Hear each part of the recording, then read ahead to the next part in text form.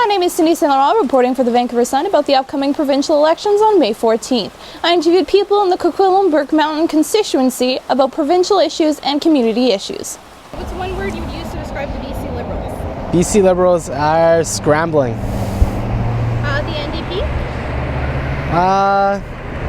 Good hound watchdogs. The Conservatives? In BC, non-existent. The Greens? Desperate. What word you would use to describe the BC Liberals? One word I would use to describe the liberal. NDP? Democratic. Conservatives? Conservative. The Greens? Marijuana. What one word would you use to describe the BC Liberals? Liberal. NDP? Socialist. Conservatives? Traditional. Greens? Marijuana. Here's the following sentence. The candidate who gets my vote will have a clear plan to... More or less a clear plan of what they want to do. It doesn't have to be anything in general, it's just something that they have grasp of and a legitimate plan of something. What do you feel could be done to increase jobs within the community? Make it easier for people to start their own businesses, less formalities, and just make it easy for people to start their own companies and create jobs that way. What do you feel should be done to increase jobs within your community? The real issue for me is that you grow up being told you should go to university, go to college, and then you'll have a nice job. But realistically, a lot of people that end up graduating from traditional universities and colleges, at least if it's a degree in arts, they really have very few job prospects. I think that technical degrees are more useful these days. So it almost seems to me like there's a bit of deception in the way these post-educational or post-secondary educational institutions are being marketed. There really isn't a lot of job prospects. A lot of people are having to move to different provinces in order to secure a stable income.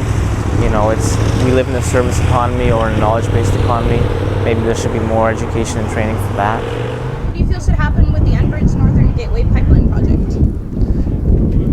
I think it should be determined if it's economically viable, and we should try to eliminate any political bias or funding, people trying to win votes through influencing that. What do you feel should happen with the Enbridge Northern Gateway pipeline project?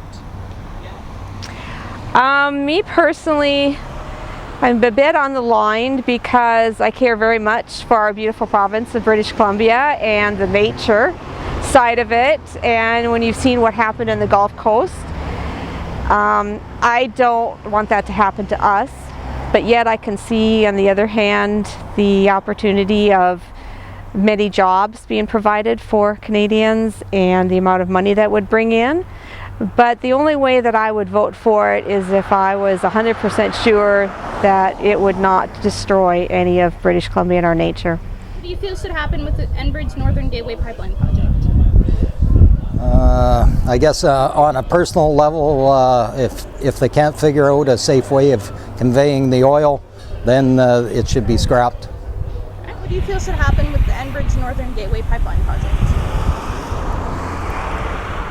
I think that the facts should be fully disclosed if they haven't already been. I think people should be made aware of what are the potential risks involved, and also the benefits to our economy, which is obviously something very important.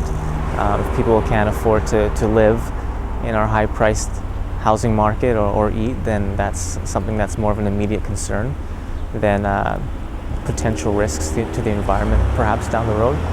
What do you feel could be done to decrease poverty and people on welfare in BC? There are many people on the east side of Vancouver that need medical help, that they need care, and I think if they were given that type of care, that they could in time turn out to be very productive Canadians in our society, but they've been forgotten about. What are your thoughts on the declining BC film industry? Let it decline, you know. If it's not viable, then we won't have people investing in it, and it will continue to decline. That's fine with me. If it's viable, then it'll grow, and you know, we shouldn't have tax credits for film industry. Why should we say favor the film industry over the forest industry or any other industry? You compete on the basis of what's viable. What are your thoughts on the declining BC film industry?